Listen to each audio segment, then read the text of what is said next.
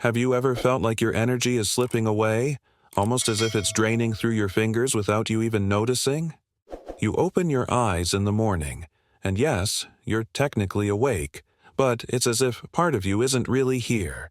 Your body goes through the motions, walking, talking, doing what needs to be done, while your spirit seems to wander elsewhere, somewhere out of reach. Has this ever happened to you? It's more common than you might think. In fact, millions of people live each day inside an invisible fog, a haze that blurs the edges of life and quietly steals away our clarity. We call it tiredness. We blame it on stress.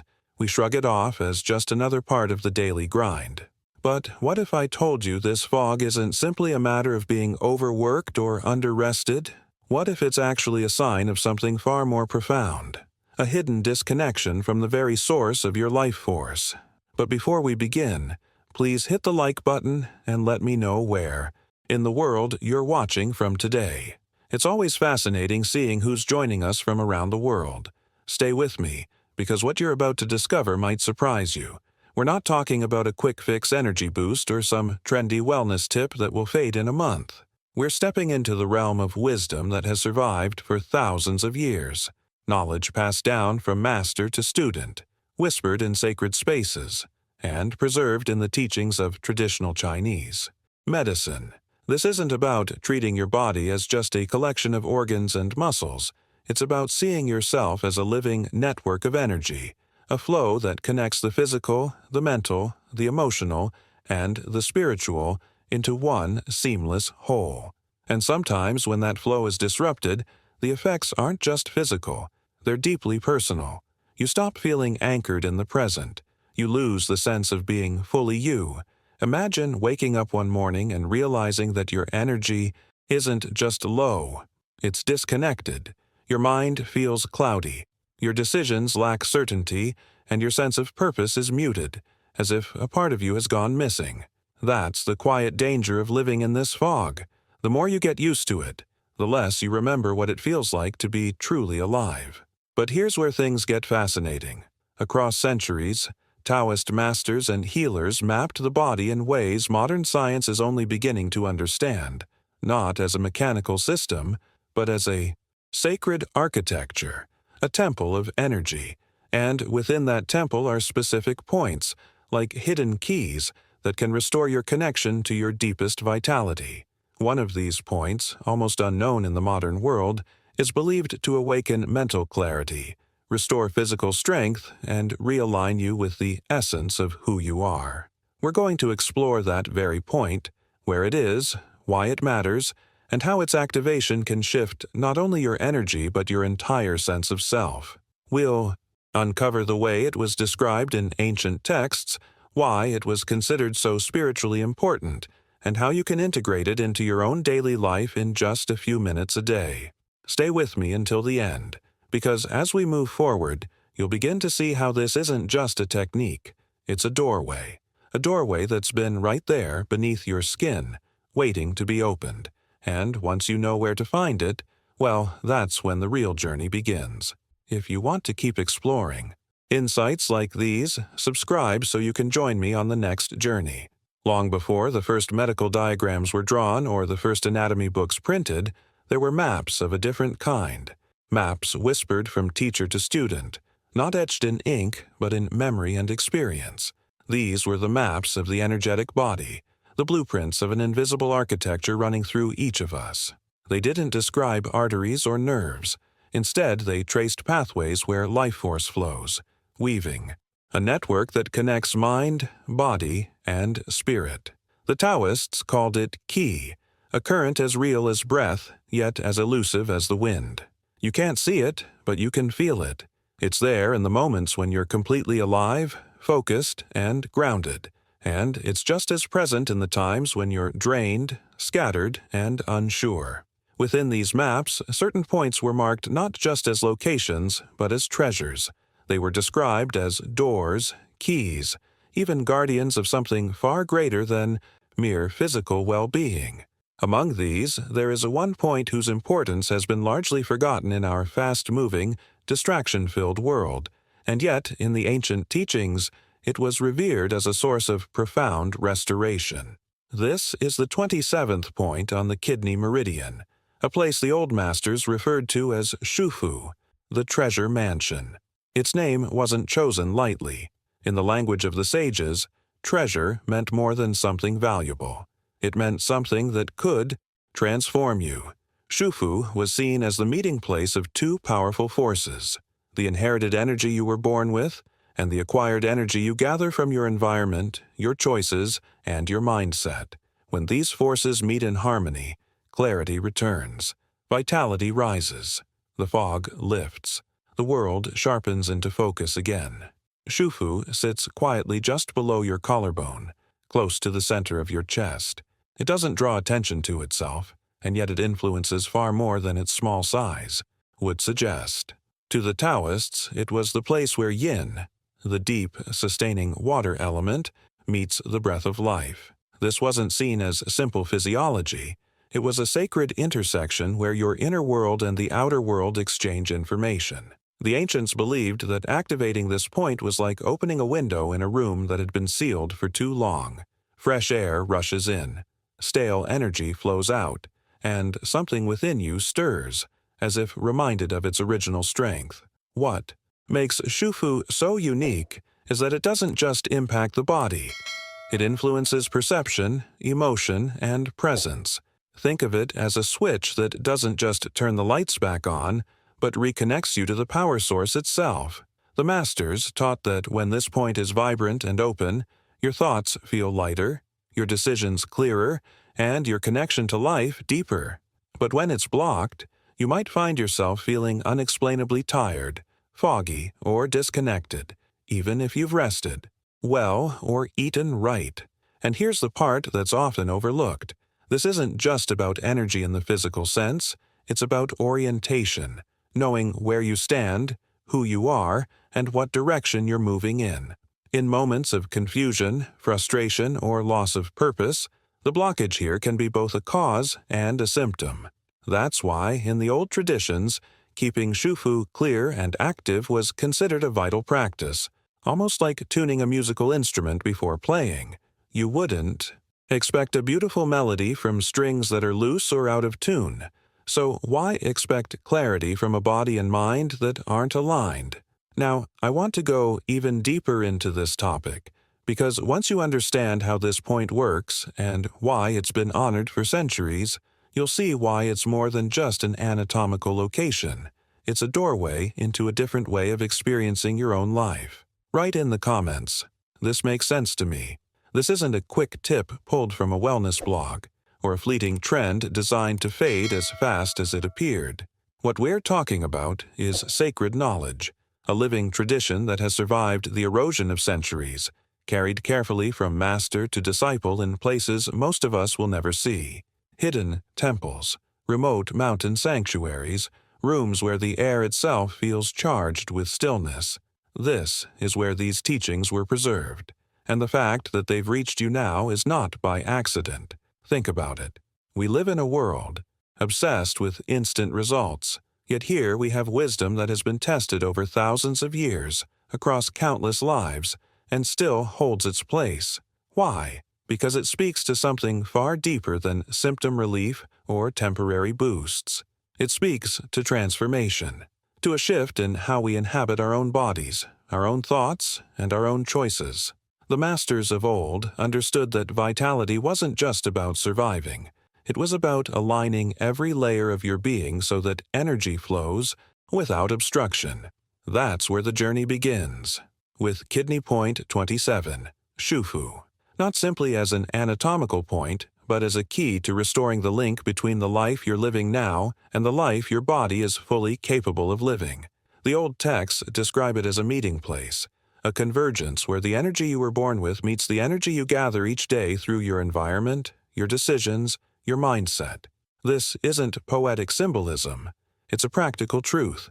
Every choice you make, from how you breathe to what you feed your mind, leaves an imprint on this intersection. When Shufu is open and vibrant, there's a sense of clarity that's hard to explain until you've felt it. Thoughts sharpen, your voice feels grounded, and even your presence in a room changes. not in an arrogant way, but in the calm certainty that you're fully there. But when it's blocked, it's as if part of your inner compass has gone missing. You may still be moving through life, but with a subtle disorientation, like navigating without a map. This is why the ancient healers didn't treat Shufu as an afterthought. They saw it as a gate that not only controls the flow of energy but also filters what enters your system, physically, emotionally, and even spiritually. In their view, neglecting it was like leaving the front door of your home unlocked during a storm. Over time, the winds of stress, noise, and disharmony slip in, and you begin to feel that quiet but unmistakable drain. The beauty of this knowledge is that it was never meant to be locked away in dusty scrolls. It was designed to be lived. Simple, mindful techniques, touches, breathwork, and presence can reawaken the point and restore balance to the entire network. And as we move deeper into understanding its location, its role, and the way it responds to our attention, you'll begin to notice something behind the scenes of your own experience, the way small, consistent actions ripple into larger transformations. Now, I want to go even deeper into this topic because once you see how Shufu interacts with the rest of the body's energetic architecture, you'll start to understand why the ancients guarded this knowledge so closely. Put down, I'm also on this path. In the stillness of China's ancient mountains, far from the noise of markets and the distractions of busy towns, there grew a way of understanding life that saw the human being not as a separate fragment, but as part of a vast and intricate design. Traditional Chinese medicine was born in this silence, in the rustle of pine trees, in the rhythm of flowing water, in the slow dance of clouds wrapping around peaks. It was shaped by the observation that true health is not merely the absence of illness, but the presence of harmony, a balance so complete that the body, mind, and spirit move as one with the larger forces of the cosmos. Here, healing wasn't just about fixing what was broken, but about restoring alignment, like adjusting the sails of a ship so it can once again catch the wind. Within this philosophy, the kidney holds a place of profound importance. To the Taoists, it is far more than a biological filter. It is the sacred storehouse of Jing, the vital essence, the original blueprint of your life. Jing is the inheritance you receive at birth, a kind of energetic capital that fuels your entire existence. It is your divine spark, the deep current that shapes not only your physical resilience but also your capacity for clarity, creativity, and purpose. This essence is finite and precious. It can be nurtured, preserved, and wisely spent, but once squandered recklessly, it is not easily restored. Subscribe, and let's keep walking this path together. There's so much more to discover. The masters spoke of Jing as a quiet fire that burns in the deepest chambers of your being. When this fire is strong, your vitality is steady, your mind clear, and your spirit expressive. You don't just function, you radiate. But when this inner flame weakens, life itself begins to lose its sharpness. Energy becomes harder to summon, thoughts feel heavy, and even the simplest joys can fade into the background, much like a candle slowly shrinking until its light barely reaches the edge of the room. It is a transformation that happens gradually, almost imperceptibly, until one day you realize the spark you once took for granted is now just an ember. What's fascinating is how closely the health of this inner fire mirrors the way we live. Stress that lingers too long, decisions made without alignment, environments that drain rather than nourish. All of these quietly chip away at the strength of the flame. The ancient physicians didn't view this as purely physical decay. They saw it as a loss of connection to your original design. When the fire dims, it isn't just the body that struggles. It's the spirit that feels displaced, unanchored, searching for a place to belong again. And this is where the wisdom of traditional Chinese medicine becomes more than just healing. It becomes a guide for living. Every breath, every movement, every thought is an opportunity to either feed or deplete that fire. It's a reminder that vitality isn't something we randomly receive each morning. It's something we cultivate consciously and consistently. The choices we make, from the food we eat to the emotions we entertain, are like hands adjusting the airflow to a flame, either helping it grow or leaving it to flicker in uncertainty. Now, I want to go even deeper into this topic because once you understand how this sacred storehouse connects to specific points in the body, you'll see how ancient knowledge offers not just remedies, but keys to unlocking a more vibrant way of being. Write in the comments. This makes sense to me. The kidney meridian is more than just an energetic pathway.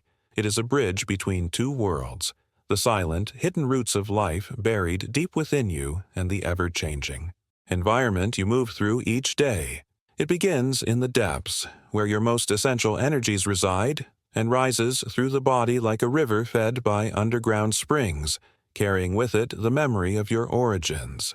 And then, at its final destination just beneath the clavicle, it reaches kidney point 27, a place the ancients called Shufu, the treasure mansion. This name was no metaphorical flourish. In the eyes of the old masters, Shufu truly was a treasure, a vault where two vital forces converge. Here, yin, the deep sustaining water element, meets the air of breath, the movement of life itself. One is the ancient inheritance you carry from birth, the other is the energy you draw from the world around you, shaped by your environment, your experiences, your decisions. At Shufu, they merge, and in that meeting, something remarkable happens. Clarity, vitality, and presence are born anew. Positioned near the throat, this point sits at a spiritual crossroad, one that aligns perfectly with the center of communication. It is the passage where the impulse of life becomes expression, where the unspoken becomes spoken, where the internal world begins to take form in the outer one. The Taoists understood that the voice is more than sound. It is the echo of the spirit moving through the body. That is why a balanced Shufu doesn't just give you energy, it gives you the kind of grounded presence that others can feel before you even speak. There's a hidden truth here, one that modern life often overlooks. The state of your communication is directly tied to the state of your inner energy. When Shufu is blocked or undernourished, the words you speak may feel hollow, or you may struggle to express yourself at all. Ideas stay trapped inside, emotions feel stuck in the chest, and even your breathing can become shallow without you realizing it. But when it is open and active, there is a flow, not just of air, but of meaning, intention, and authenticity. It is as if the bridge between your deepest self and the world is finally clear, and what passes through it carries the full weight of who you are. The ancient physicians believed this wasn't accidental. They taught that the body's architecture is designed with purpose, and that the meeting point of breath and inherited essence was intentionally placed near the channel of the voice. To them, speaking was a sacred act, a way of shaping reality. And if your words are born from a place where life force is pure and balanced, their impact is greater, not because they're louder, but because they carry truth. Now, I want to go even deeper into this topic, because understanding Shufu isn't just about knowing its location or function. It's about seeing how it serves as a living link between the unseen and the seen, the quiet spark within and the life you create outside of yourself. Write in the comments. This makes sense to me.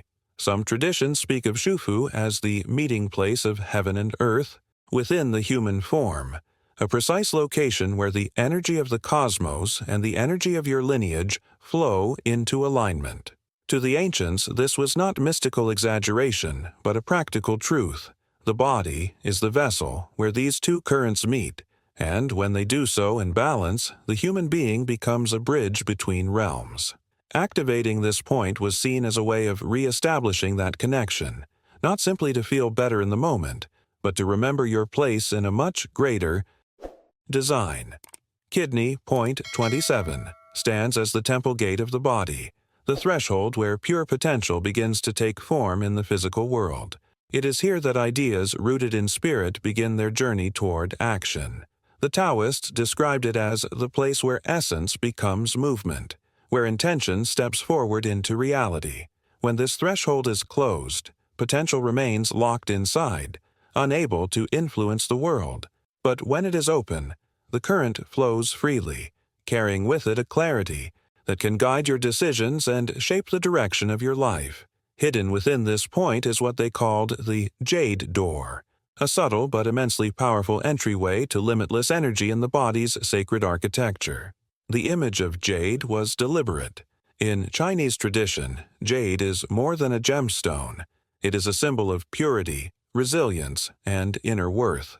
By likening this point to jade, the old masters emphasized its enduring value and its role as a protective, stabilizing force. The jade door is not something you break down. It is something you learn to open with presence, patience, and reverence. If today's message spoke to you, subscribe and be here for the next one waiting to meet you. There is a hidden truth in this imagery. Power, in its truest form, is rarely about force. The jade door doesn't respond to aggression or urgency. It responds to conscious intention. When approached with awareness, its opening feels less like a sudden event and more like the quiet turning of a key that has been waiting for years. And once it opens, it doesn't just release energy. It changes the way that energy moves through you. The body feels lighter, yet more grounded. The mind sharper, yet more spacious. The spirit more at ease, yet more engaged with life. This is why the ancient healers treated Shufu not as an isolated point, but as part of a grander architecture, a design in which every doorway, every corridor of energy is connected. When the jade door opens, other channels respond, much like the way a single note played with perfect tone can cause an entire instrument to resonate. In this sense, activating Shufu is not just about accessing more vitality. It's about triggering a deeper harmony that can ripple into the way you think, feel, and move through the world. Now, I want to go even deeper into this topic, because once you see how this threshold interacts with the body's entire energetic framework, you'll understand why it was guarded and revered for generations. Write in the comments, "This makes sense to me." The human body is not just a structure of bones, muscles, and organs. It is a living energy network, constantly in motion, constantly exchanging information between its physical, mental, emotional, and spiritual layers. The QE that flows through this network doesn't move randomly. It follows precise pathways called meridians, each one acting like a bridge between different aspects of your being. When these pathways are open and harmonious, you feel a sense of integration. Thoughts align with feelings, decisions align with actions, and the body responds with vitality. But when the flow is disrupted, the imbalance is felt everywhere, often in ways we can't easily trace back to their origin. Among these pathways, the kidney meridian holds a unique position because it carries Jing, the deep fuel of life, the essence you are born with. It's the closest thing to your original blueprint, shaping not just how long you live, but the quality of that life. The strength of your Jing influences resilience, clarity, and even the way you respond to challenges. Yet it is not limitless. Stress that lingers for too long, a diet that lacks true nourishment, environments that pull you away from your center, and most of all, disconnection from your own spirit. These are the forces that slowly erode this precious reserve. The hidden truth is that while Jing can be depleted, it can also be protected and cultivated, but it requires conscious living, intentional rest, and practices that feed both body and soul. This is where Shufu comes into focus. Located just below the clavicle, close to the edge of the sternum, it may appear to be simply another anatomical spot, but in the energetic architecture of the body, it marks a pivotal shift. It is here that the kidney meridian, after traveling upward from the depths, technically ends. But in the language of transformation, this is not an ending at all. It is a beginning. Shufu is the point where the most ancient energy within you meets the energy of the present moment, the life you are living right now.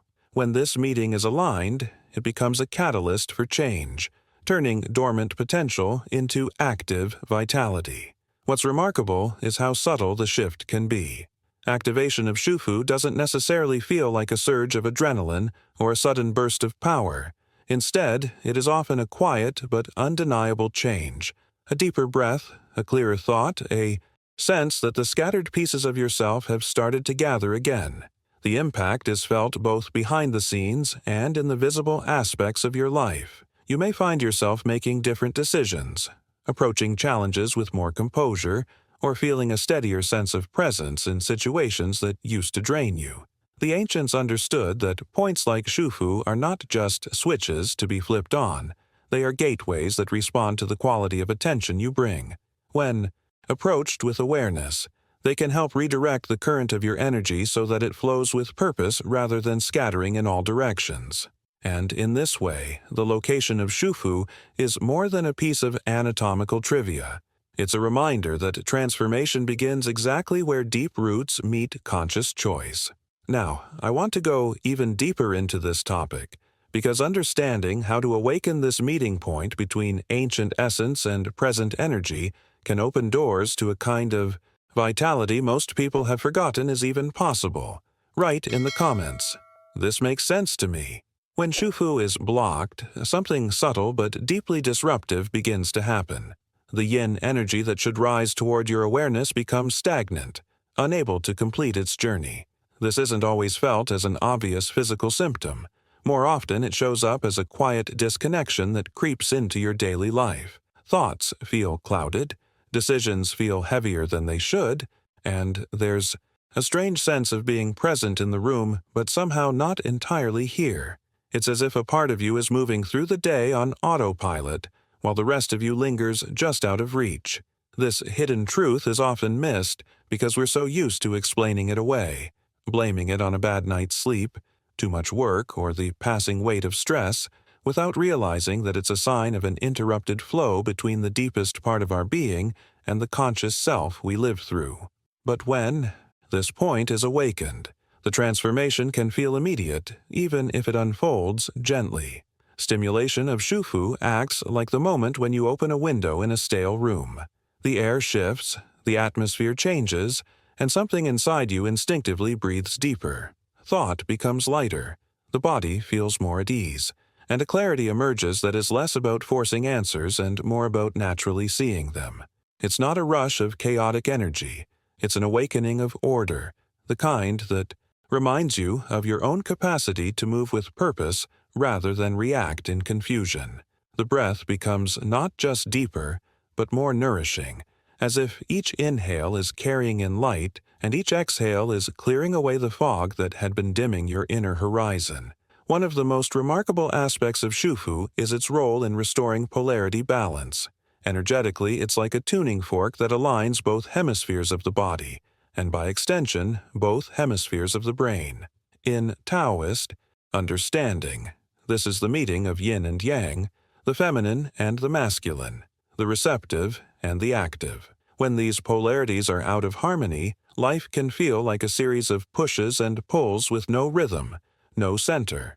But when they unite, there's a grounded fluidity, a capacity to respond with strength without losing softness, to move forward without forcing, to rest without collapsing. From a mindset perspective, this balance is transformative. It creates the space where your intuitive insights and your logical reasoning can work together rather than compete. It's behind the scenes of every decision you make, influencing not just the choice itself, but the way you feel about it afterward. And it's here, in this balance, that the presence you project into the world changes, not because you're trying to be different, but because the internal architecture supporting you is finally aligned. Now I want to go even deeper into this topic, because once you understand how Shufu's influence extends beyond physical vitality into the very patterns of thought and perception, you'll see why this point has been revered as a true key to inner coherence. Write in the comments, "I'm also on this path." The method to awaken Shufu is deceptively simple, yet its depth lies in the way you approach it. You begin by pressing and gently massaging one side, then the other, and finally both together, allowing your breath to be deep, steady, and fully present. At first glance, it might look like an ordinary touch, but the real transformation happens when that touch is guided by awareness. Your fingers aren't just applying pressure, They're initiating a conversation between your outer self and the inner reservoir of energy that has been waiting for you to acknowledge it. As the practice unfolds, something remarkable begins to stir beneath the surface. The qi doesn't just move, it rises in a spiraling pattern, almost as if it's retracing an ancient path etched into the body's energetic framework. This upward current is more than a physical sensation. It mirrors the same movement that practitioners describe in deep meditation, when energy ascends through the spine, awakening higher states of consciousness. In that spiral, there's a subtle reminder that energy isn't meant to be stagnant. It is designed to flow, evolve, and transform. And as it moves, it clears away the debris of tension, stress, and old patterns that may have been quietly draining you for years. But here's the hidden truth the ancients understood well. The power of this practice doesn't come from the motion alone, but from the mindset you bring to it. Intention matters. Shufu doesn't respond to hurried mechanical actions, as if you're checking another item off a to-do list. It responds to the quality of your presence. When you approach it with mindful attention, with a kind of reverence for the intelligence of your own body, the point opens like a door that has recognized a familiar hand on its handle. There's no forcing, no pushing, only an invitation that is met with a willing response. This is why two people can perform the exact same technique and experience entirely different results. One might walk away unchanged, while the other feels an undeniable shift, not just in energy but in clarity, mood, and even the way they perceive the day ahead. The difference lies in how deeply they were able to be with themselves in that moment, how much they allowed their awareness to drop into the experience instead of letting their mind wander elsewhere. Approaching Shufu in this way turns a simple massage into a kind of behind-the-scenes negotiation with your own life force. You're not demanding more energy. You're re-establishing trust with the part of you that holds it. And when that trust is renewed, the changes don't just stay confined to the practice. They spill into your decisions, your interactions, the way you hold yourself in the world. It's a subtle, but powerful recalibration that reminds you of your own capacity to influence your state from the inside out. Now, I want to go even deeper into this topic, because understanding how to combine this physical activation with an intentional inner dialogue can magnify its impact far beyond what you might expect. Write in the comments, "I'm also on this path." Shufu exists at a sacred intersection, a meeting point where the deep ancestral roots you carry merge with the subtle, celestial energy that constantly flows from the universe around you. This is not poetic exaggeration. It is the way energy systems have been understood for millennia, in traditions that saw the human being as both grounded in the earth and open to the heavens. When this connection is active, it resonates through you like a perfectly tuned string in the body's harp, sending ripples of harmony through every other part of your energetic framework. You feel more whole, more in sync, as if something inside you is finally playing the right note again. One of the most profound aspects of Shufu's influence is its link to the water element. In the wisdom of traditional Chinese medicine, water is not just a physical substance. It is a symbol of what is deep, adaptable, and quietly powerful. Balanced water energy brings a sense of calm that runs deeper than relaxation. It is the quiet confidence of someone who knows they can flow around obstacles and still reach their destination. It sharpens intuition, allowing you to sense the right timing for decisions and to recognize when stillness is more powerful than action. But when this element is out of balance, the effects are just as real, though often harder to identify at first. Fear begins to surface without clear cause, fatigue settles into the bones, and a subtle sense of disorientation creeps into your days. You may find yourself moving through routines on autopilot, feeling busy yet strangely unanchored, as if you've lost sight of the deeper purpose behind your actions. This is the hidden truth. Imbalance in water energy doesn't just drain your body, it also erodes the foundation of your inner compass. This is why activation of Shufu has such a profound impact. It restores that compass. Imagine a ship that has been drifting in fog, with its navigation equipment malfunctioning. The moment the systems come back online, the captain knows where they are, where they've been, and, most importantly, where they're going. Shufu works in much the same way. When stimulated with awareness, it reorients you to your own inner map, aligning your path with both your ancestral wisdom and your present aspirations. It's not about imposing a new direction. It's about remembering the one that was always meant for you. This realignment is more than just a feeling. It influences the way you make decisions, the way you interpret challenges, and even the way opportunities present themselves. When your inner navigation is working, you're less likely to be pulled off course by fear and more likely to trust the steady current of your own journey. You begin to notice synchronicities, those seemingly small behind-the-scenes alignments that reassure you you're moving in the right direction. And this, perhaps, is the greatest gift of Shufu. It doesn't just restore energy, it restores the deep trust between you and the path you're walking. Now, I want to go even deeper into this topic, because understanding how to maintain this alignment, not just regain it, can be the difference between temporary relief and a lasting transformation in the way you live. Write in the comments, "I'm also on this path." When Shufu is consistently activated and integrated into your daily rhythm, something fascinating begins to happen beneath the surface of your awareness. People often describe a new vividness to their dreams, as if the subconscious finally has a clear channel to speak through. Colors seem brighter, symbols more layered with meaning, and waking from these dreams leaves you not confused, but with a quiet certainty about what they were trying to tell you. This emotional clarity spills over into the day, loosening the grip of old tensions and giving you the ability to see your feelings for what they are, not as chaotic waves to be feared, but as currents guiding you toward deeper understanding. This is the orientation of the soul, that subtle realignment where your inner and outer worlds stop contradicting each other. It's the shift from reacting blindly to living with a kind of grounded responsiveness. In many ways, Shufu becomes a compass here as well, one that doesn't just point you toward external goals, but keeps you anchored in who you are while you move toward them. And this anchoring naturally leads us to the role of the throat, because in Taoist understanding, Shufu's location is not accidental. Its position, just beneath the collarbone and near the center of communication, makes it a gateway for the soul's voice. The throat has always been seen as more than a passage for air and sound. It's the point where inner truth meets the outside world, where thought transforms into word, and imagination takes on form. When Shufu is open and strong, this channel becomes clear. Your voice carries not just volume, but resonance, the kind of tone that people feel as much as they hear.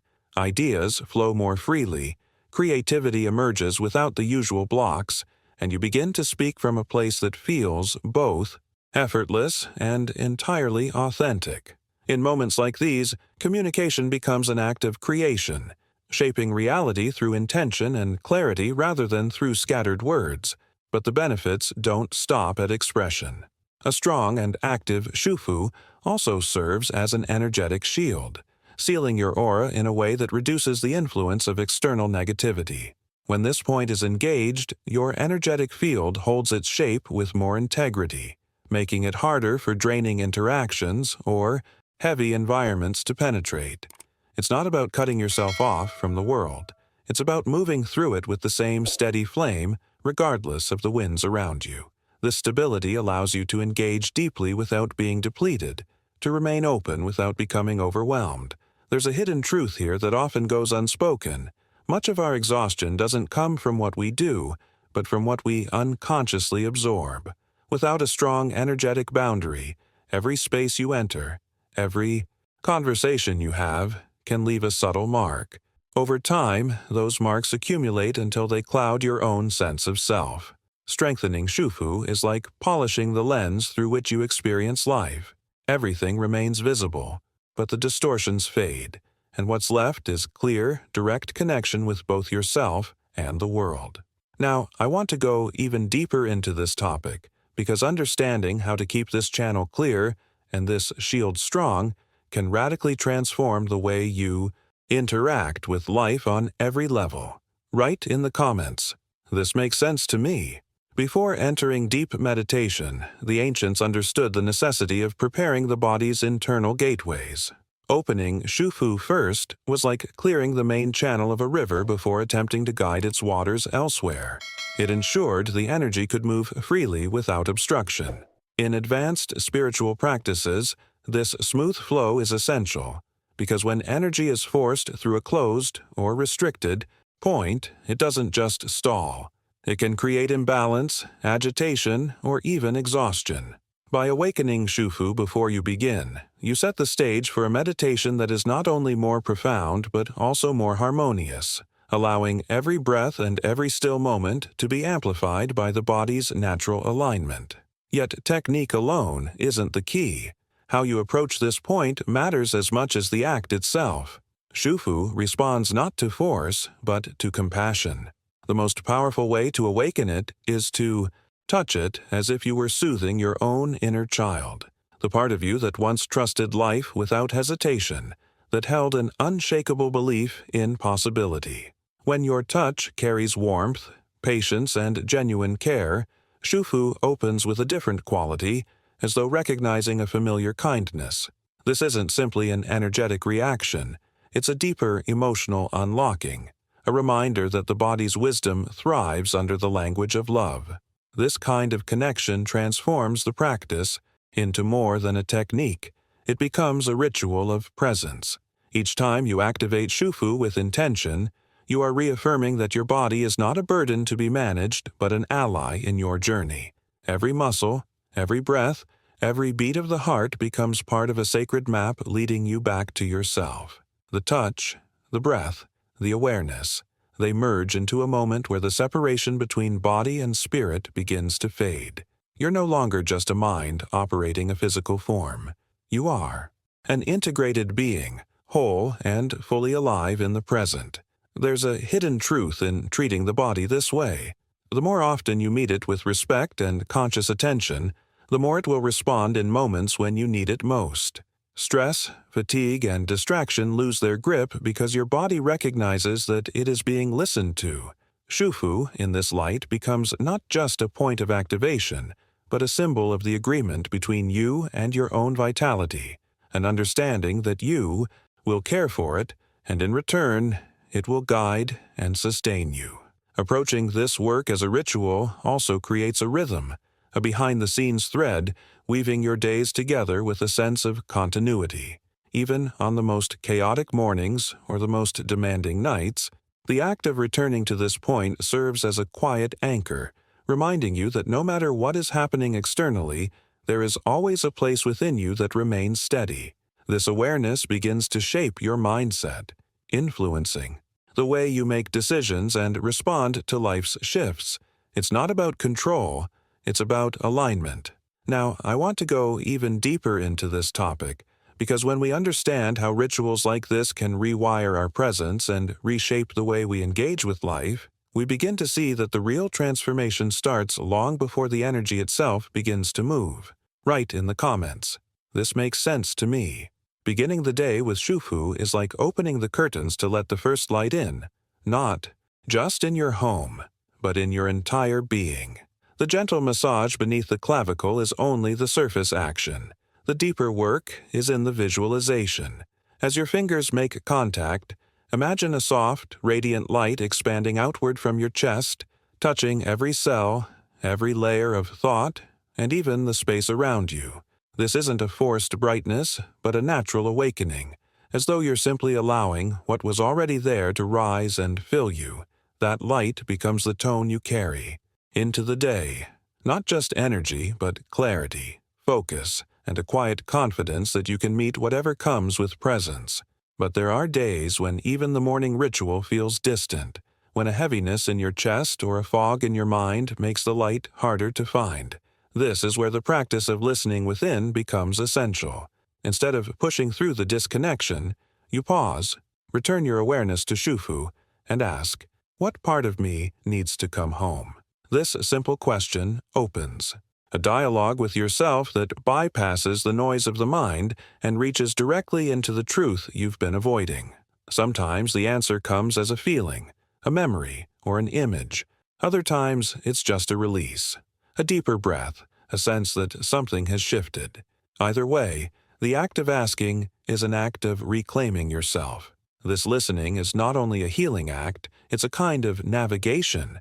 Just as a sailor checks the wind before setting sail, you are checking the internal conditions before moving forward. The insight you gain in these moments often reshapes your decisions for the day, guiding you away from what drains you and toward what nourishes you. And this naturally leads to another essential layer of the practice: protecting your Jing, the deep essence that fuels your vitality. Protecting Jing is not about living in isolation. It's about making conscious choices about what you allow into your body, your mind, and your energy field. Toxic environments, empty. Conversations and repetitive inputs that numb rather than inspire. These are like small leaks in the foundation of your temple. You may not notice their impact immediately, but over time they can quietly erode your strength and clarity. Nourishing the temple means surrounding yourself with what uplifts, stimulates your curiosity, and reminds you of your own capacity for growth. It's the books you choose to read, the people you choose to listen to, the spaces you allow yourself to occupy. This is not just self-care in the surface sense. It's strategy. Every environment you step into either contributes to your alignment or pulls you away from it. By pairing the morning activation of Shufu with mindful choices throughout the day, you're creating a continuity of presence, a thread that holds your energy steady even when the outside world tries to scatter it. Over time, this builds an inner resilience that is felt in everything from your posture to your mindset, a quiet but undeniable sense of being rooted in yourself no matter where you stand. Now, I want to go even deeper into this topic, because when we look at how these daily decisions and subtle rituals shape not only your energy but the entire trajectory of your journey, the real impact of Shufu becomes impossible to ignore. Write in the comments, "This makes sense to me." As the day draws to a close, the practice shifts from activation to acknowledgement. Evening gratitude with Shufu is not about repeating empty phrases, but about closing the loop you began in the morning. Your hand rests gently on the point, your breath softens, and you allow yourself to thank it, not as an abstract ritual, but as a conversation with a part of you that has been present through every moment of the day. In that simple act, there is a quiet recalibration, a reminder that energy alignment is not only built in the morning, but also sealed at night. Gratitude here works like an anchor, deepening your self-connection and letting the body know it is safe to release the tensions it has carried. This is where the deeper significance of Shufu becomes impossible to ignore. It is the sacred hinge between who you are now and the parts of you you've forgotten, the aspects of your being that existed before the noise, the habits, and the compromises.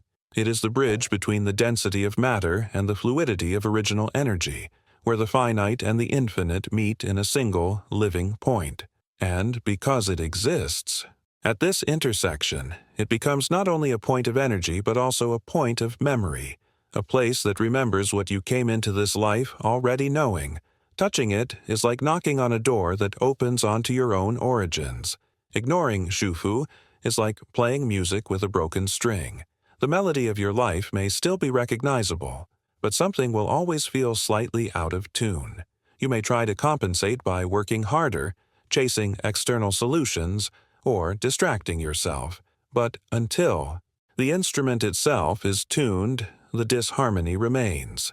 Shufu is one of those rare points in the body that can act as a tuning key for your entire being, allowing everything, thought, feeling, movement, intention, to resonate together in a way that feels whole.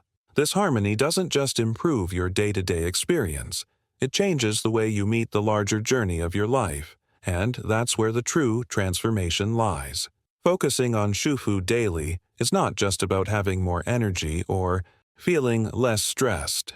It is about aligning yourself with the current of your own destiny, not as a vague ideal, but as a lived reality. It's about awakening the version of you that is capable of living fully, with clarity and intention, in the life you were meant to inhabit. Every time you activate this point, you're making a choice a choice to step into that alignment rather than drift from it, a choice to listen to the truth of your own design rather than the noise of the world. Now, I want to go even deeper into this topic, because when we begin to understand how small, consistent acts of presence can redirect the entire arc of our path, we start to see Shufu not just as a point on the body, but as a key that unlocks the map of the life we are here to live. Write in the comments, "I'm also on this path," and if you've made it all the way here, it probably means something in today's journey resonated with you on a deeper level. That's exactly why I keep creating these conversations, so that every time you come back, you leave with tools, insights, and maybe even a few shifts in how you see yourself. If you found value in what we explored, take a second to subscribe so you don't miss the next steps in this path. I'd love to know who's still with me right now. Drop in the comments, "I'm with you until the end," so I can see how many of us are walking this road together. And if you feel this message landed at the right moment for you, leave a like. It helps keep this space alive and connected. There's a video right here that continues and complements everything we've talked about today. Click it, and let's keep unfolding this journey together over there.